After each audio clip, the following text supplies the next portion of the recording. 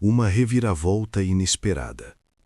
Era assim que poucos imaginariam definir o que estava prestes a acontecer no Pacífico em 1942. Para o Japão, aquele momento deveria ser apenas mais uma confirmação de sua superioridade naval. Para os Estados Unidos, tudo indicava mais uma derrota humilhante em uma sequência que parecia interminável desde Pearl Harbor. Mas a guerra, às vezes, muda em questão de horas.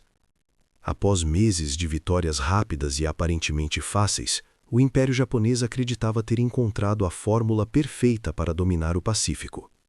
Sua marinha era experiente, seus pilotos eram considerados os melhores do mundo, e seus porta-aviões haviam imposto derrotas devastadoras às forças aliadas. Do outro lado, os Estados Unidos ainda se recuperavam do choque inicial da guerra. A frota havia sido duramente atingida, a confiança estava abalada.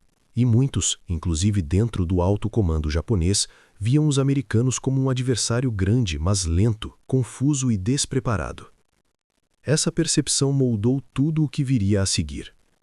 Para os estrategistas japoneses, a próxima batalha não seria apenas mais um confronto naval. Seria o golpe final. Um movimento calculado para atrair os últimos porta-aviões americanos para uma armadilha perfeita e destruí-los de uma vez por todas. O local escolhido foi Midway, uma pequena ilha no meio do Pacífico, aparentemente sem grande importância estratégica, mas que escondia algo crucial. Era o ponto onde o Japão acreditava poder forçar os Estados Unidos a lutar em desvantagem total. Na mente japonesa, o resultado parecia inevitável.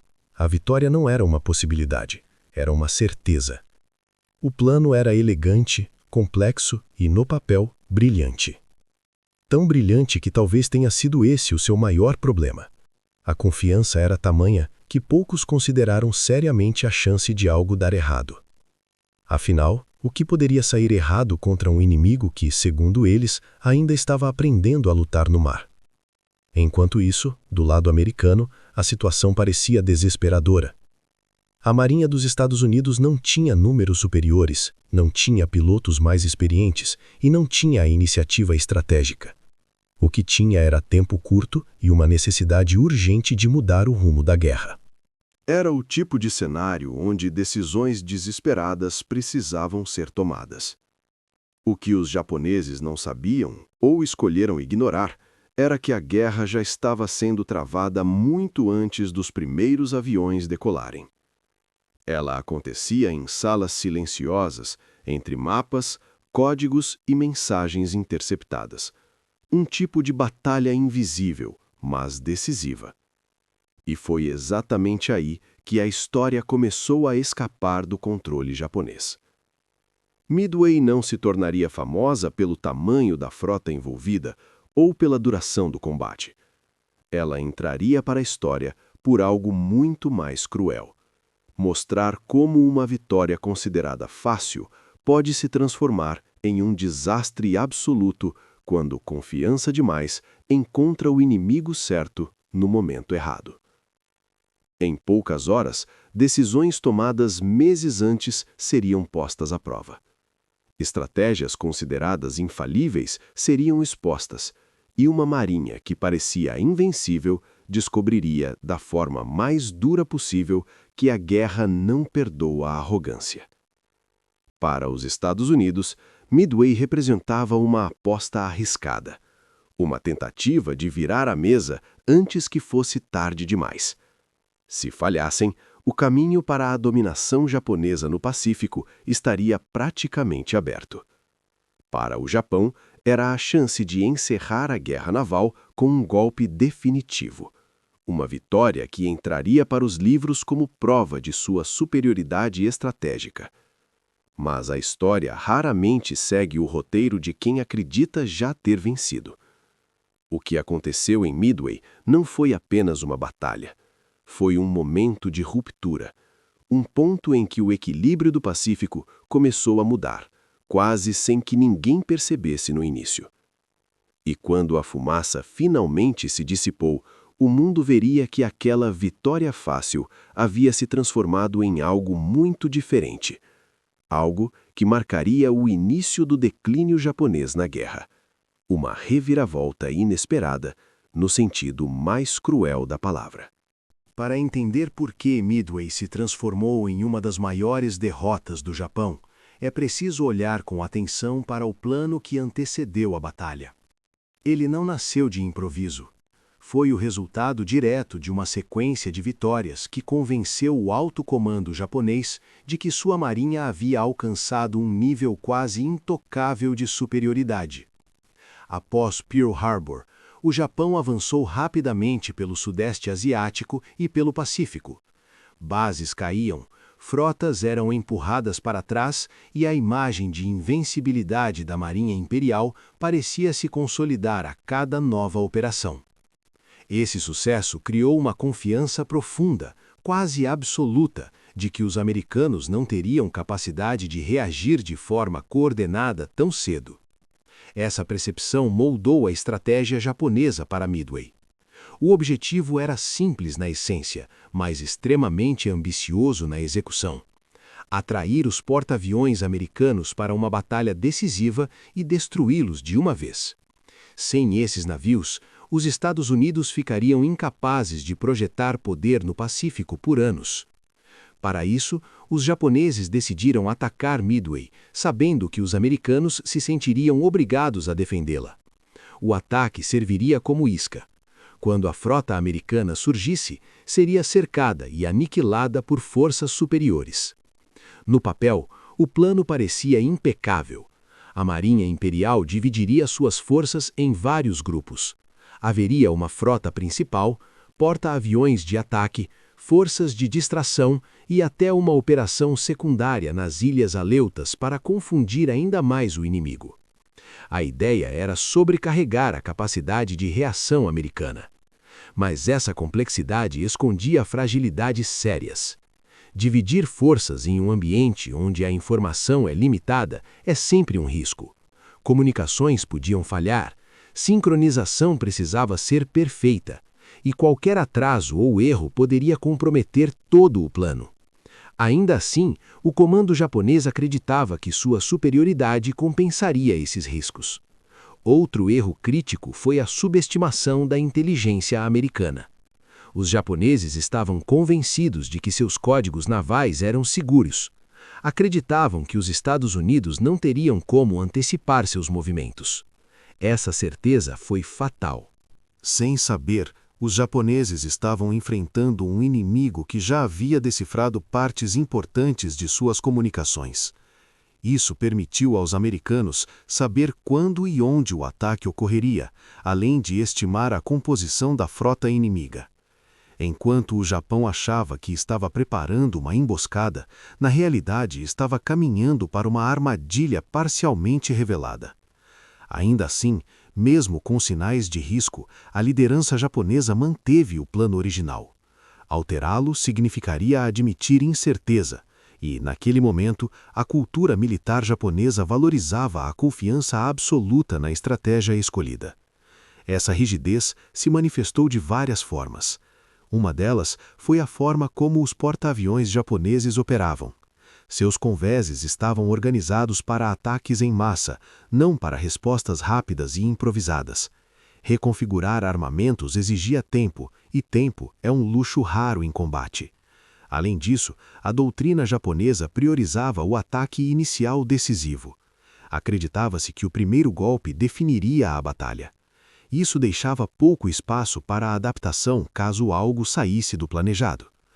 Outro fator importante foi o excesso de confiança nos próprios pilotos. Eles eram extremamente bem treinados, experientes e já haviam provado seu valor em várias campanhas. Essa confiança, porém, levou a uma falsa sensação de invulnerabilidade. Perdas eram vistas como improváveis. A possibilidade de um contra-ataque eficaz americano não era levada a sério. Enquanto isso, os americanos adotavam uma postura diferente. Sabiam que estavam em desvantagem material e numérica. Justamente por isso, cada decisão precisava maximizar o impacto. Essa diferença de mentalidade começava a criar um contraste perigoso. O plano japonês também falhou em considerar adequadamente o fator desgaste. A Marinha Imperial havia lutado intensamente nos meses anteriores. Tripulações estavam cansadas, equipamentos haviam sido usados de forma constante. Mesmo assim, esperava-se desempenho máximo, como se a máquina estivesse intacta. Outro erro foi a dispersão da vigilância aérea. A busca por navios inimigos não cobria todas as áreas críticas de forma eficiente. Lacunas na patrulha criaram espaços onde os americanos puderam se aproximar sem serem detectados. Esses pequenos detalhes, aparentemente insignificantes, começaram a se acumular. Quando o ataque inicial a Midway foi lançado, os japoneses ainda acreditavam estar no controle total da situação. Relatórios indicavam sucesso parcial. Aeródromos haviam sido atingidos. A ilha parecia enfraquecida, mas algo não fechava completamente. Pedidos para um segundo ataque surgiram, exigindo a reconfiguração das aeronaves. Bombas foram trocadas, torpedos removidos. Tudo isso consumia tempo e deixava os convéses cheios de combustível e munição, uma combinação extremamente perigosa. Enquanto isso, informações fragmentadas sobre a presença americana começavam a chegar. Relatórios atrasados, mensagens incompletas. A incerteza aumentava, mas o plano seguia em frente. Era o momento mais vulnerável da frota japonesa, e poucos perceberam isso a tempo. A confiança excessiva havia criado uma armadilha invisível, uma estrutura que funcionava perfeitamente enquanto tudo seguia conforme o esperado, mas que se tornava frágil diante do imprevisto. Midway estava prestes a expor essa fragilidade da forma mais brutal possível. E quando o primeiro ataque americano finalmente aconteceu, ele não encontrou uma frota preparada para reagir, mas uma marinha presa às próprias convicções, no pior momento possível. A partir dali, a batalha deixaria de ser sobre planos brilhantes e passaria a ser sobre decisões tomadas em minutos, decisões que mudariam o rumo da guerra no Pacífico para sempre. Enquanto o comando japonês acreditava ainda estar conduzindo a batalha conforme o plano, os Estados Unidos já se encontravam em posição para algo que poucos consideravam possível: virar completamente o jogo. Essa virada não começou com bombas caindo, mas com informação. Desde antes do primeiro avião decolar, os americanos já sabiam mais do que deveriam saber. A quebra parcial dos códigos navais japoneses permitiu identificar Midway como o alvo principal e estimar o dia do ataque. Isso deu aos Estados Unidos algo raríssimo naquele momento da guerra: previsibilidade. Com poucos porta-aviões disponíveis, cada decisão precisava ser precisa. Não havia espaço para erros prolongados. A aposta americana era simples e extremamente arriscada: concentrar tudo o que tinham no lugar certo e no momento certo. Os porta-aviões americanos se posicionaram a nordeste de Midway, fora do alcance esperado pelas patrulhas japonesas. Era uma posição ousada, quase desesperada. Se fossem descobertos antes do ataque, a derrota seria praticamente garantida.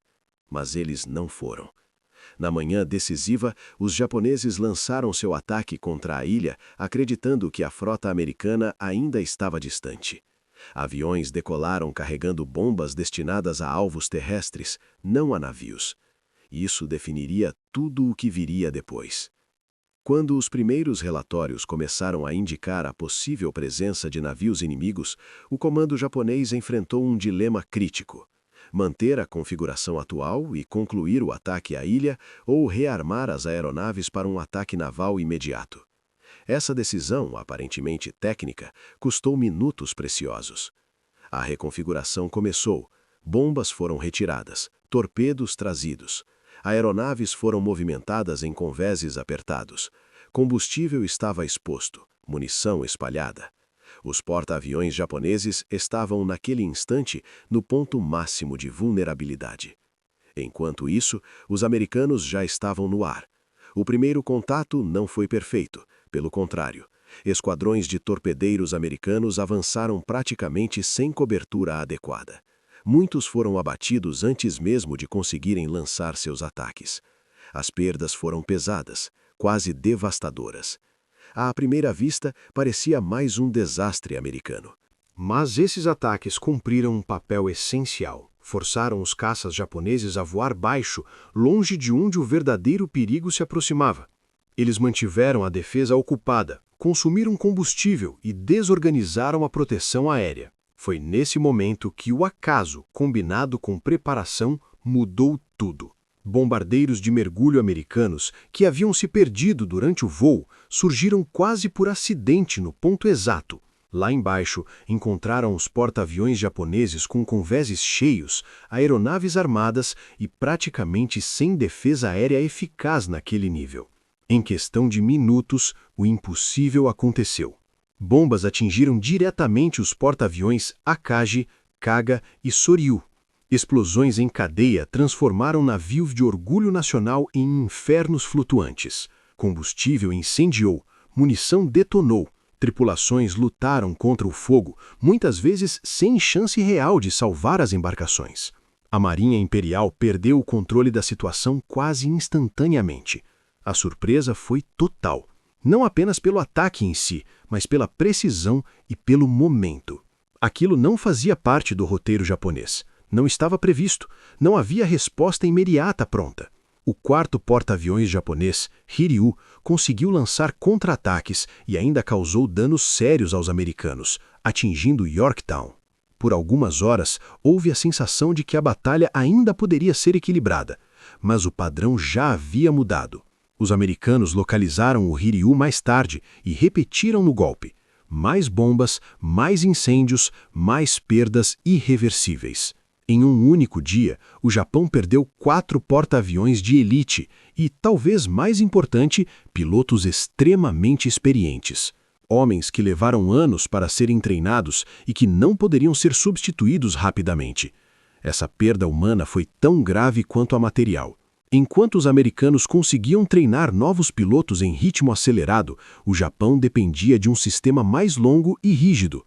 Midway destruiu não apenas navios, mas uma geração inteira de aviadores navais. A batalha não terminou ali, mas seu desfecho já estava selado. A iniciativa estratégica no Pacífico começava a mudar de mãos. O que torna essa virada ainda mais impressionante é o quão frágil ela foi. Bastavam minutos diferentes, decisões ligeiramente alteradas, e o resultado poderia ter sido outro. Mas a guerra não premia hipóteses. Premia quem acerta no momento certo. Midway expôs uma verdade cruel. Planos complexos desmoronam quando enfrentam informação superior e decisões rápidas. A confiança japonesa, que antes parecia força, transformou-se em rigidez. A flexibilidade americana, nascida da necessidade, virou vantagem. A partir daquele dia, o Japão deixou de ser a força ofensiva implacável que ditava o ritmo da guerra no Pacífico. Passou a reagir, a defender, a tentar conter perdas. Para os Estados Unidos, Midway foi mais do que uma vitória militar. Foi uma confirmação de que a guerra podia ser vencida, que o inimigo não era invencível, que estratégia, inteligência e timing podiam superar experiência e tradição. O impacto psicológico foi profundo em ambos os lados. O Japão, que até então avançava, passou a olhar para trás. Os Estados Unidos, que até então resistiam, passaram a avançar. A Batalha de Midway não foi apenas um ponto de virada operacional. Foi o momento em que a lógica da guerra no Pacífico se inverteu. E o que começou como uma vitória fácil planejada pelos japoneses, tornou-se ali uma ferida que jamais seria totalmente curada. Quando o silêncio finalmente tomou conta do campo de batalha, o que restava no Pacífico não era apenas o rastro de navios afundados, mas uma mudança profunda na dinâmica da guerra. Midway não foi apenas uma vitória americana, foi um choque estrutural para o Império Japonês. Pela primeira vez desde o início do conflito, o Japão havia perdido a iniciativa. Até então, cada movimento era ditado por Tóquio. Agora, essa vantagem desaparecia. A Marinha Imperial, que se orgulhava de planejamento meticuloso e ataques decisivos, havia sido derrotada em um confronto onde acreditava ter controle total. O impacto psicológico foi imediato. Para os japoneses, Midway quebrou o mito da invencibilidade, não apenas entre os inimigos, mas dentro das próprias forças armadas. Comandantes passaram a agir com mais cautela. O medo de repetir um desastre semelhante começou a influenciar decisões estratégicas. A perda dos porta-aviões foi grave, mas ainda mais grave foi a perda dos pilotos veteranos. Aqueles homens representavam anos de treinamento, experiência e conhecimento prático. Eles não podiam ser substituídos rapidamente. Enquanto os Estados Unidos ampliavam seus programas de treinamento e aceleravam a formação de novos aviadores, o Japão enfrentava um gargalo estrutural. Cada piloto perdido em Midway representava uma redução permanente na qualidade de suas operações futuras. Essa assimetria se tornaria cada vez mais evidente ao longo da guerra. No plano estratégico, Midway marcou o fim da expansão japonesa no Pacífico. A partir dali, o Japão passaria gradualmente de uma postura ofensiva para uma postura defensiva. As campanhas seguintes seriam tentativas de conter o avanço americano, não de impor novas derrotas. Para os Estados Unidos, o efeito foi o oposto. Midway funcionou como uma confirmação de que sua estratégia estava correta. Inteligência, coordenação e risco calculado haviam funcionado. Isso fortaleceu a confiança do alto comando e das tropas. A guerra, que antes parecia uma longa sequência de reveses, agora apresentava um caminho possível para a vitória. Essa mudança de mentalidade foi tão importante quanto qualquer ganho territorial. A partir dali, os americanos passaram a planejar ofensivas de longo prazo, com uma visão clara de desgaste progressivo do inimigo. Midway também alterou a relação entre os porta-aviões e os navios de linha. A batalha deixou claro que o futuro da guerra naval não estava nos grandes encouraçados, mas no poder aéreo embarcado. Essa lição foi absorvida rapidamente pelos Estados Unidos. Investimentos foram direcionados para a construção de mais porta-aviões, melhoria de doutrinas e integração ainda maior entre aviação e frota. O Japão, embora entendesse essa realidade, já não tinha os recursos nem o tempo para responder na mesma velocidade. No campo da inteligência, Midway reforçou a importância da guerra invisível. A quebra de códigos, o uso estratégico de informações e a capacidade de enganar o inimigo mostraram-se tão decisivos quanto bombas e torpedos. Esse fator passaria a ser cada vez mais explorado pelos aliados ao longo do conflito. A longo prazo, Midway estabeleceu um padrão que se repetiria em outras batalhas do Pacífico. Os Estados Unidos aprenderam a explorar suas vantagens estruturais: produção em massa, logística eficiente e capacidade de adaptação. O Japão, por sua vez, passou a lutar uma guerra de atrito para a qual não estava preparado. Cada perda pesava mais, cada erro custava caro demais. A batalha também revelou um aspecto cruel da guerra moderna. Decisões tomadas em minutos podem anular anos de planejamento. A confiança excessiva, quando não acompanhada de flexibilidade, transforma-se em fraqueza. Midway foi uma derrota não apenas militar, mas conceitual. O plano japonês falhou porque dependia de perfeição, e a guerra raramente permite isso. Para o mundo, Midway se tornou símbolo de reviravolta.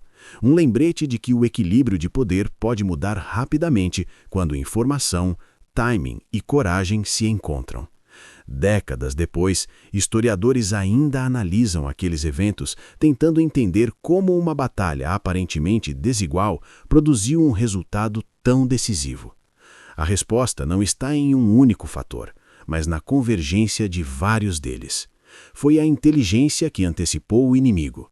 Foi a ousadia que colocou poucos navios no lugar certo. Foi o sacrifício de pilotos que abriram caminho para o ataque decisivo. E foi a rigidez do adversário que tornou tudo isso possível. Midway não encerrou a guerra no Pacífico, mas definiu seu rumo. A partir dali, o Japão lutaria para sobreviver. Os Estados Unidos lutariam para vencer. E aquilo que começou como uma vitória fácil planejada pelo Japão acabou se transformando em sua maior vergonha naval, não apenas pela derrota em si, mas pelo que ela revelou, que nem mesmo os planos mais confiantes sobrevivem quando encontram um inimigo preparado para pensar diferente. Essa foi a verdadeira reviravolta inesperada de Midway. Então, se você gostou do vídeo, curta, comenta e inscreva-se no canal. Agora vou deixar uma indicação de vídeo, vai aparecer aqui na tela final.